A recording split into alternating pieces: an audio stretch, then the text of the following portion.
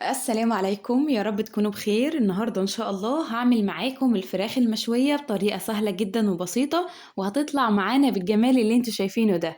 أحلى فراخ مشوية بجد هتجربوها، ولا الخضار بقى اللي تحت الفراخ ده بيبقى طعمه أحلى من الفراخ كمان. تعالوا كده نشوف الطريقة. أول حاجة هنقول بسم الله الرحمن الرحيم ونصلي على الرسول. اللهم صل وسلم وبارك عليك يا حبيبي يا رسول الله.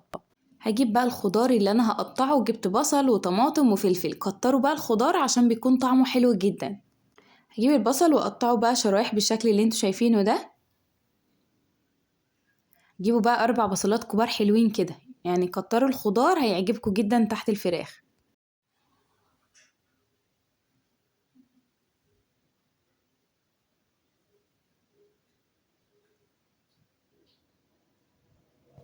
هحط بقى البصل ده في قلب الطبق كده واركنه على جنب، واقطع بقية الخضار. هجيب معايا كمان هنا الفلفل.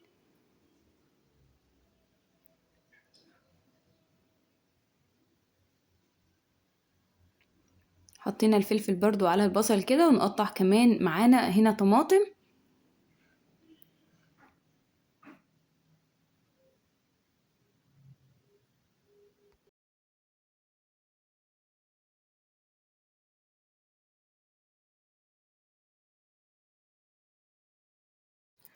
بعد ما قطعت كل بقى الخضار اللي عندي بالشكل ده، اجيب معايا هنا نص فرخة. هبدأ اقطعها بقى قطع صغيرة. انا بحب اعمل الفراخ المشوية تبقى قطع صغيرة كده، بيبقى طعمها حلو جدا وشاربة من التتبيلة. انا هاخد الدبوسة دي واقطعها كده على 2 بالشكل ده.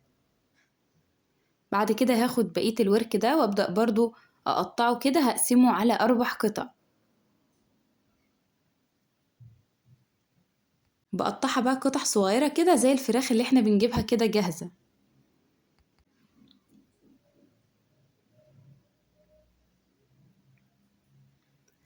قطعت بقى الورك كده على 6 قطع. اركن بقى الورك ده على جنب، واجيب كمان الصدر كده واقطعه. هفصل اول حاجة الجنح ده، والجنح ده طبعا بروح برضو اسمعه على 2 بالشكل ده كده.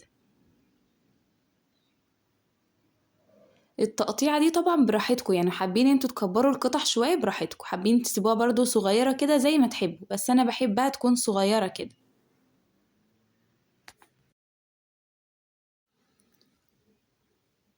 بعد ما قطعتها كده طبعا هاخدها اغسلها غسلة نظيفة. عملت معانا ما شاء الله يعني كمية حلوة. هحطها بقى كده على الخضار. بعد ما غسلتها طبعا هحطها في حاجة اوسع شوية علشان تاخد راحتها واعرف اتبلها. هحط عليها بقى معلقة صغيرة من الثوم المفروم، ومعايا كمان هنا عصير ليمونتين. عصرت اول واحدة، عصر كمان التانية. هحط كمان معلقتين كبار كده من الخل، واحط بقى شوية ملح، فلفل اسود، كمون، كزبرة، وشوية بهارات، وبقلب كل التتبيلة دي مع بعضها. هسيبها في التلاجة كده حوالي ساعة، او لو حابين تبيتوها من بالليل لتاني يوم عادي خالص. هقلب التتبيلة كويس وادخلها التلاجة واسيبها حوالي ساعة علشان انا مستعجلة شوية عليها. بعد ما قعدت الفراخ في التتبيلة شوية حلوين، هبدأ احطها بقى في الصينية دي كده علشان نسويها. ابدأ اظبط بس الفراخ كده، اظبطها على وش الصينية بالشكل ده. تخلي بس الجلد الفراخ هو اللي على الوش عشان ياخد تحميرة حلوة. ظبطها بالشكل اللي انتوا شايفينه ده كده. هحط بقى الفراخ كوباية مية علشان تستوي فيها بالشكل ده، وهحط على وشها كمان معلقتين 3 كده من الزيت، وادخلها الفرن بقى. واول ما تستوي هوريها لكم عاملة ازاي. وادي الفراخ طلعت من الفرن بجد شكلها تحفة. جربوها بقى علشان بجد تستاهل التجربة.